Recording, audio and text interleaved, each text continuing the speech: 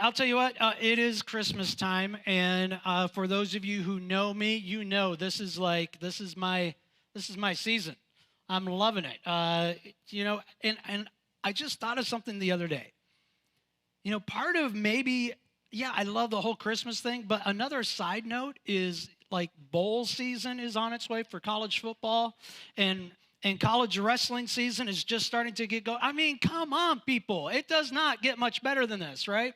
And yesterday, Amy and I, we were getting ready for our staff party with the board and the trustees and that sort of thing that's coming up. And so we're getting ready for that. And then like Amy, every now and then when she gets going, it's like, okay, let's keep this ball rolling. So she's like, all right, let's start wrapping up presents. And it was like, oh, yay, it's Christmas time. And we're wrapping up presents. And, sometimes I enjoy wrapping presents, but as I get older, I made the declaration yesterday to my wife. I said, I am no longer wrapping Christmas presents on the living room floor.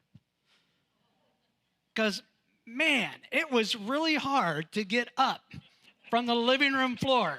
I'm like, good grief. I'm like, oh, wow. It's the kitchen table from here on out for wrapping presents for sure. But there's so much that happens during this season, right? And so we're in our series, The Christmas Rush. And we talked a little bit about Mary, how she rushed to believe. The shepherds last week, they rushed to see what they were told. And today we're going to be talking about the Magi.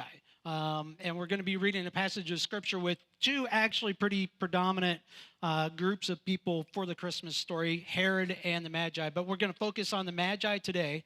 And next week, I just want to tell you, if you like digging into the history of the Bible and really digging into, okay, it's not in the Bible, what does history tell us? How do we kind of map this out in actual history? Next week, we're going to dig into that quite a bit about Herod and really see, man, when you take a look at history and what was happening in actual history during that time that we don't hear about in the Bible, you see how powerful of a moment that Jesus entered into the world as well. And so it's going to be a great service. I'm looking forward to next week. So I want to encourage you to come back to that next week as well. But before we dive into today, last week we were talking about, the shepherds going and actually seeing Jesus and actually looking. And we said, oftentimes we miss seeing God and experiencing God because we're not looking for him. And I just want to give you a snapshot of something that took place within our food pantry that you wouldn't be aware of unless we tell you. And so our food pantry, it's twice a month on Thursdays. We have a food pantry that is available in the building next door. And right now, the food pantry serves between 30 and 40 families each time that it's open. And so you multiply that by around 4, and you've got quite a few people that we're serving through the food pantry on those Thursdays. And it is an amazing ministry that we have here at Hillside. And we're one of few food pantries that actually are able to give meat away because we have freezers and refrigerators that you need to be able to do that. Some food pantries, it's just canned goods and things like that. Well, the food pantry was getting lower in their protein, a.k.a. meat, right? So they were getting lower in that. They're like, oh, wow, we need to go shopping to be able to be ready for the next group that's coming through. And so I'm going to mess the story completely up, but I'm just going to give you the quick bits. While they were talking about and getting ready to go shopping and maybe even shopping, a friend of one of the people that helps in the food pantry who doesn't attend Hillside, and they're not even sure if they attend church anywhere, all of a sudden comes up and says, hey, I want to give you this cash gift to help you with your food pantry. And we're like, oh my goodness. I mean, we were just looking to increase and be able to buy some protein and things like that. And then on top of that, a person here from Hillside gives a call and says, hey, I got a question for you. I don't even know who to ask, but every year I get half a calf, and I was wondering, could the food pantry, are they able to accept meat? And I'm like, sure. I didn't know what was going on plan A, right? So I just go and tell the food pantry, hey, let me tell you what just happened. And they're like, well, hey, let us tell you what just happened. And so there is a moment where we can actually see God at work if we know to look. And so I just wanted to give you that opportunity to really see and know, one, we got a food pantry that does amazing things. And two, God is really utilizing that food pantry and blessing it and taking care of it and using others for that as well. So that's just a side note that I want to share with you today. So, like I said, today we're going to be talking about the Magi, or as some of us call the wise men. And if you notice over here on our nativity scene, obviously we have Jesus and we got Mary and Joseph. We got the critters, and we got three folks behind, and they're all shepherds. And you'll notice there's no wise men anywhere in this manger scene. That's because your lead pastor is a little bit, I'm a little bit crazy on that, right? I'm one of these people who are like, they didn't show up then. They showed up later, right? In fact, at our house, we have a manger scene, and it's set up on our mantle above our fireplace. And the wise men are all the way across the living room and on a little ledge by our kitchen. And so that's where they get to stay. In fact, I think that might be the closest that they've been to the manger scene since we've had that, right? So there's a lot that we, quote unquote, know about the wise men or the Magi. Some of us, if we would do a survey, some of us would be able to, quote unquote, name them. And we would be able to tell you how many were there. There were 3, right? And all these things where if you read through the Bible, we don't have a ton of information about these folks.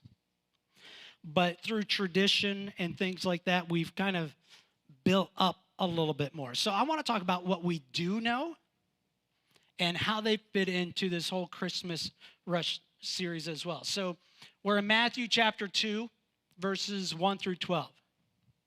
After Jesus was born in Bethlehem in Judea during the time of King Herod, Magi from the east came to Jerusalem and asked, "Where is the one who has been born King of the Jews? We saw his star when it rose and have come to worship him." Now the Magi right off the bat let us know why they're here. Right? They are here for one purpose and one purpose only. They're here to worship Jesus, the King of the Jews. Now, just some things to point out.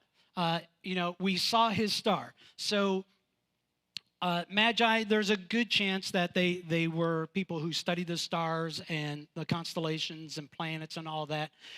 And I'm not going to dive into, maybe another message, we'll talk about what could possibly be the star. But they were watching, and when they saw this star appear, whatever that was, they knew this is when the new King of the Jews is to be born. And so they decide, we're going to go and we're going to worship. So they go to what they think is the right place to go. New King of the Jews, so they go to Jerusalem and they meet up with King Herod. When King Herod heard this, he was disturbed, and all Jerusalem with him. Now, we're going to talk about King Herod more next week, but just a little side note right now, King Herod was also called Herod the Great. And in some things he was. I mean, he was a king that was in the process, while this was happening, was in the process of rebuilding the temple. And, I mean, not just rebuilding the temple, but really making this spectacular and no expense spared kind of thing. He was trying to attract Jews back to one nation. In fact, when times got tough, he would actually reduce the taxes on the Jewish people so that they would be able to survive, right? So there are things where he was Herod the Great. But one of the things he wasn't so great about is he was power hungry. And if he thought anyone threatened his throne, he was going to eliminate that threat, whether you're related or not, right? So that's why it says King Herod heard this and was disturbed, and all Jerusalem with him, because they know what he's like when someone threatens his throne. When he had called together all the people's chief priests and teachers of the law, he asked them where the Messiah was to be born. Now think about this for a second. Again, just kind of a side note. He is the king of the Jews, right? Herod is ruler of the Jewish people. And the Jewish people were waiting and anticipating this Messiah. And now some of that has waned a little bit. It's not as strong during this time. But there's still, we still have hope. We still have a little hope. Can you imagine being the ruler of the people and having no idea where the Messiah was supposed to be born? That shows you a little bit of how much Herod thought, nope, it's going to be me. I'm going to rule forever, kind of thing. And then it goes on. In Bethlehem in Judea, they replied, for this is what the prophet has written. But you, Bethlehem, in the land of Judah, are by no means least among the rulers of Judah. For out of you will come a ruler who will shepherd my people. Now, I highlighted will shepherd my people because last week we were talking about shepherds and how they were like looked down upon in that culture. I just find it interesting that already, even through this prophet, it is showing the character of who Jesus is going to be as a king, not this high, pious, pompous kind of ruler, but he's going to shepherd. He's going to be humble. He's going to shepherd my people. Then Herod called the Magi secretly and found out from them the exact time the star had appeared. He sent them to Bethlehem and said, go and search carefully for the child. As soon as you find him, report to me so that I too may go and worship him. Now, another thing I want to point out here is, so the Magi, they come into Jerusalem and they must have made some kind of impact to be able to actually talk to the king, right? It's not like you just go up to the palace and go, hey, we were wondering if Herod was available, right? You had to have some kind of clout to be able to actually have a conversation with the king. And so all of Jerusalem must have known that, hey, something's going on. These guys have showed up and they're talking to Herod and all this. And then the chief priests are called in and the scribes are called in. Something big's going on. And Herod asked the scribes and the chief priest, okay? So the chief priest, they're the top of the church leaders. And the scribes are the ones that, it's interesting because you hear scribes and you think, oh, they must write a lot. They're actually more in charge of keeping the oral history going, right? So these two groups of people, they should really know and really dig into the prophets and understand where the Messiah is to come from and who the Messiah would be. And they're called by the king. Everybody gather up, gather up. I have one question and one question only. Where is the Messiah supposed to be born? And they tell him. And they know the backdrop is, hey, there's some foreigners here that had a conversation with the king, and now the king's asking about the Messiah, and they're like, oh, he's supposed to be born in Bethlehem. Okay, thanks. On your way. Like, the Bible doesn't say that any of these top religious leaders and keepers of the oral tradition, none of them were like, well, why are you asking? Why are these guys here? Why was that prompted? And none of them thought, hey, let's follow these guys and see where they might be going. Because if they're going to Bethlehem, maybe, just maybe. And Bethlehem's only 6 miles away. It's not a huge journey. But just a side note, that nothing said about them actually wanting to go and see if the Messiah truly is there. Continuing on. After they had heard the king, the Magi, they went on their way. And the star they had seen when it rose went ahead of them until it stopped over the place where the child was. When they saw the star, they were overjoyed. On coming to the house, they saw the child with his mother Mary. Another side note, this is just if you like to kind of geek out about this kind of stuff. Culturally, that phrase is totally wrong. On coming to the house, they saw the child with his mother Mary. That should have never been written that way. Culturally, it should have been written, on coming to the house, they saw the mother and her child. You never list a child first. The child's just a child.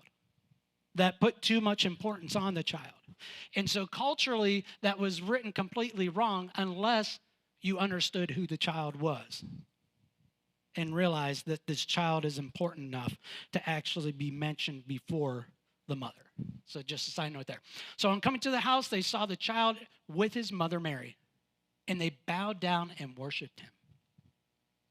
Then they opened up their treasures and presented him with gifts of gold, frankincense, and myrrh. And having been warned in a dream not to go back to Herod, they returned to their country by another route.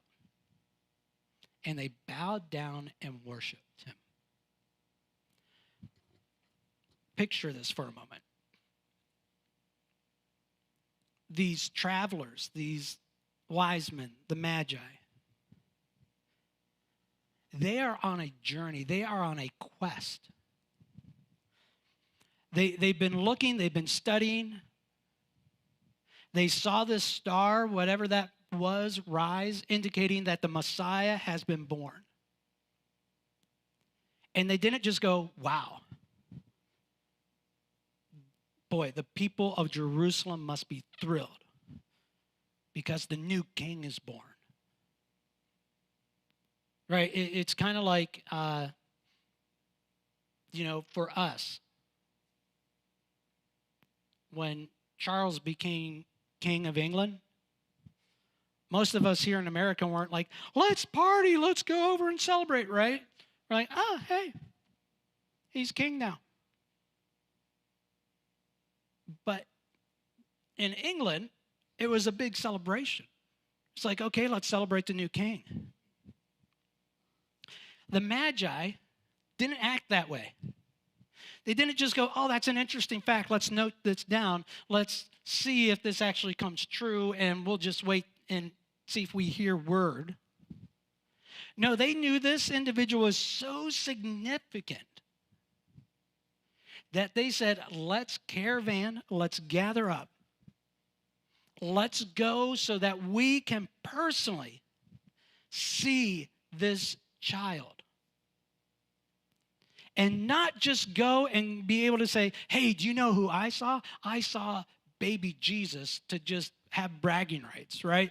It's not like, someone coming up to you after they've gone to a football game or whatever, go, hey, check out this autograph. I got so-and-so's autograph. I actually got to meet them and shake their hand. It wasn't for that. They were coming not just to see Jesus, but they told Herod right from the get-go why they were coming. They were coming to worship a baby. Not even give respect to a teenage king or a young adult king. But they came to worship a child. They knew how significant. They knew this wasn't just any ordinary baby. It was worth them traveling. It was worth them bringing gifts. It was this child is worth their worship. And I find it interesting that they came and they bowed down and worshiped him. And then they opened their treasures. They presented him with gifts.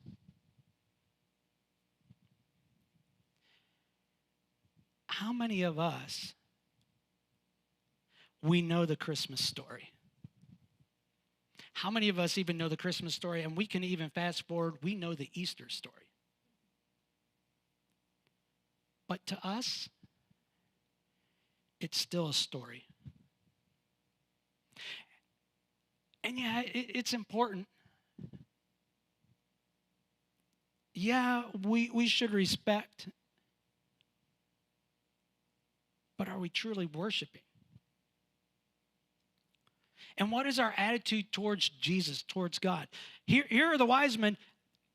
That word worship paints the picture of they're not just as you would see on your nativity scenes where they're standing there all regal or maybe they down on one knee. That word worship actually paints the picture of they are laying down. They are kissing at the feet of Jesus' worship. Like, let me get as low as I can because I don't even really want to gaze upon you because I am lifting you that far above who I am, worship. And they come and worship, and their next step is, what do I have to offer? What can I give you as my king? Because it's customary back then, especially if you did happen to have a conversation with royalty, you better come with a gift. You don't come to royalty empty-handed. And so they come and they say, this is what I have to offer you. It wasn't, hey, Jesus, by the way, here's my list. Here's what I want you to do for me. It was, let me give of myself to you because you're my king.